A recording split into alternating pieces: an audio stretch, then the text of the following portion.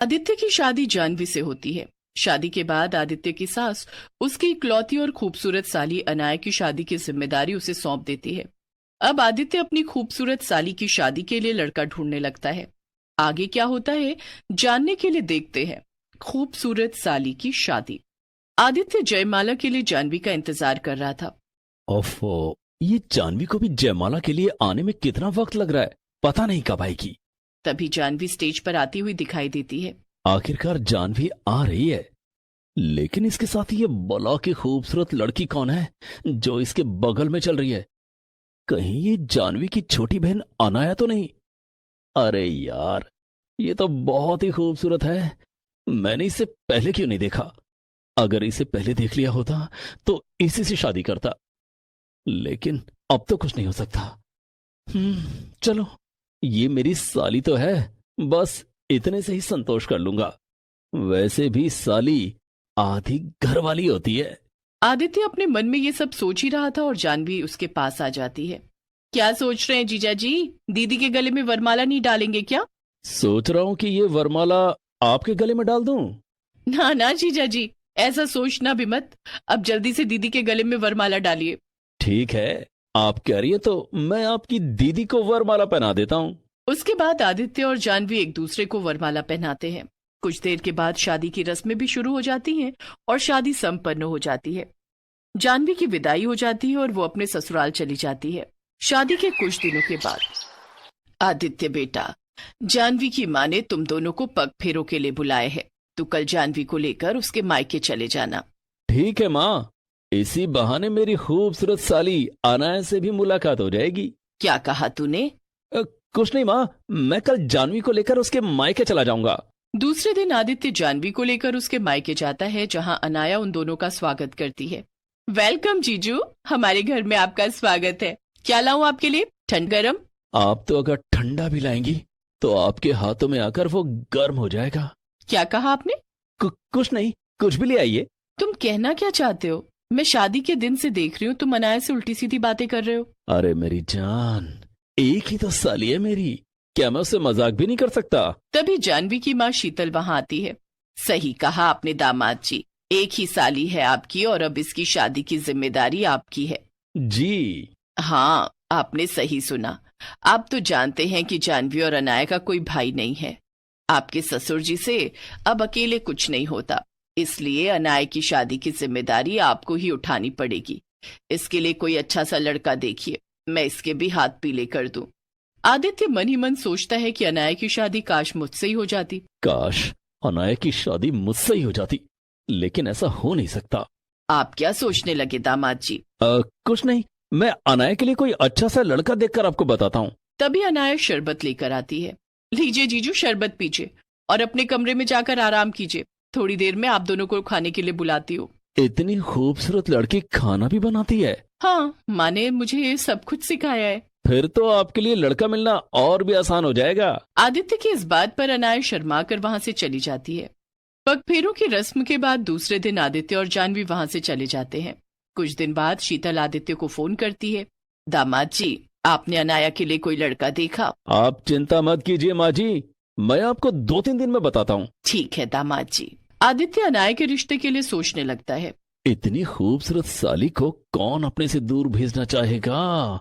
अनाया की शादी किसी ऐसे लड़के से करवा देता हूँ जो मेरे आसपास ही रहता हो। तभी आदित्य को विजय का ध्यान आता है। विजय आदित्य की टीम में काम करता था और उसका घर आदित्य के घर के पास ही था। अनाया की शादी विजय से करवा देता हूँ। काम के सिलसिले में अक्सर विजय के घर जाना होता ही है, इसी बहाने मेरी खूबसूरत साली मेरी नजरों के सामने रहेगी। आदित्य उसी समय शीतल को फोन करता है और विजय के बारे में बताता है। ये तो बहुत अच्छी बात है दामाद जी, दोनों बहनें आसपास रहेंगी तो उनका दिल भी लगा रहेगा। आप विजय से कह देना कि कल हम लोग रिश्ते की बात करने उसके घर आएंगे।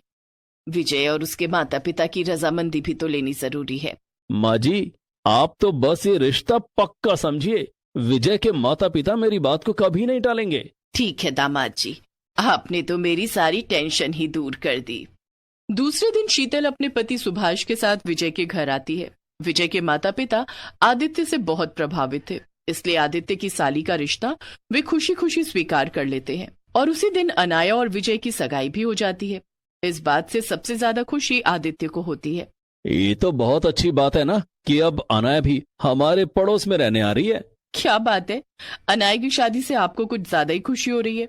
अरे भाई, खुशी क्यों नहीं होगी? तुम दोनों बहनें पड़ोस में रहोगी, एक दूसरे से रोज मिलोगी, तो मुझे भी अच्छा लगेगा ना।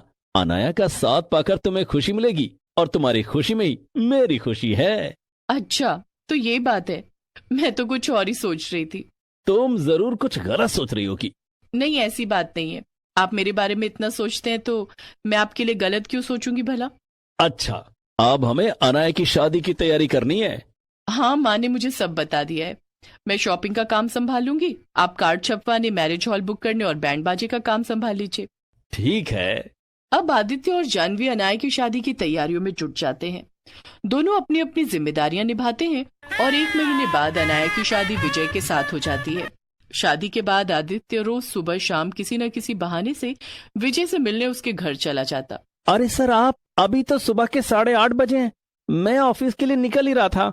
मैंने सोचा कि अब तो हम दोनों एक दूसरे के रिश्तेदार बन चुके हैं, तो क्यों ना एक साथ ही ऑफिस आए जाएं। मेरी गाड़ी में बैठ जाओ। ठीक है, मैं अभी आया। विजय। जी सर। अनाया से क्या ना मुझे एक गिलास पानी दे दे। ठीक है सर, मैं अभी आपके लिए पानी भिजवाता हूँ। तभी थोड़ी देर में विजय की माँ आदित्य के लिए पानी लेकर आती है। आंटी, आपने क्यों तकलीफ की? अनाया को भेज देती। बेटा, अनाया कपड़े धो रही है, इसलिए मैं तुम्हारे लिए पानी ले आई। ठीक है माँ जी। पानी पीकर आदित्य विजय को लेकर ऑफिस चला जाता है। शाम को भी दोनों साथ में घर लौटते हैं। आदित्य विजय को उसके घर ड्रॉप करता है और तभी वो एक लंबी उबासी लेता है। क्या बात है सर? लगता है आप बहुत थक गए हैं। हाँ, आज ऑफिस में कितना ज्यादा काम था। मीटिंग पर मीटिंग, फिर प्रेजेंटेशन। थकान तो होगी ही। अगर एक कप चाय मिल जाती तो। चलिए ना सर, मैं आपको चाय पिलाता हूँ। आदित्य ने ये सब इसलिए किया था कि वो अनाया से मिल सके, लेकिन जब वो घर के अंदर गया तो विजय के पिताजी ने बताया कि अनाया और कैलाशी दोनों बाजार गए हैं। ठीक है, तो मैं चलता हूँ। सर, चाय तो पीते जाइए, मैं बहुत अच्छी चाय बनाता हूँ। नहीं, चाय फिर कभी पी लूंगा। आदित्य वहां से अपने घर आ जाता है। इसी तरह अब आदित्य रोज अनाया को देखने के लिए विजय के घर आता और उसे अपने साथ ऑफिस ले जाता और शाम को उसे घर ड्रॉप कर देता। लेकिन उसे अनाया कभी भी दिखाई नहीं दी। इस बात से आदित्य चिढ़ गया। खूबसूरत साली के रोज दर्शन करने के लिए अपने उस जूनियर से उसकी शादी करवाई, जो मेरे पड़ोस में रहता है, लेकिन शादी के बाद एक दिन भी अनाया मुझे नजर नहीं आई। अब आदित्य इस बात का गुस्सा ऑफिस में विजय पर निकालने लगा। उसे छोटी छोटी बातों पर डांटने लगा। एक दिन की बात है। विजय आज ऑफिस क्यों नहीं आया? आने दो उसे, इस बार तो उसे जॉब से निकाल दूंगा।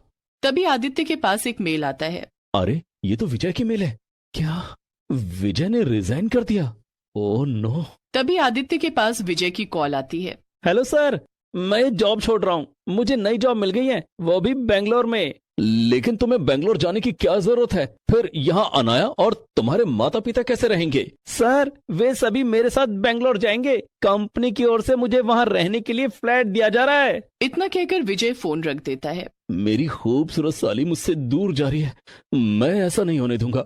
मुझे कुछ करना होगा। आदित्य शाम को घर लौटते वक्त विजय के घर जाता है, लेकिन घर में ताला लगा हुआ था। तभी आदित्य के फोन पर एक मैसेज आता है। ये तो अनाया का मैसेज है। मैसेज में लिखा था, डियर जीजू, मैं और विजय जानते हैं कि आप बहाने से मुझसे मिलने के लिए हमारे घर आया करते थे और मुझसे ना मिल पाने की खींच आप विजय पर निकालने लगे। इस बात का पता तो मुझे आपकी शादी के वक्त ही लग गया था कि आपकी नजर मुझ पर है।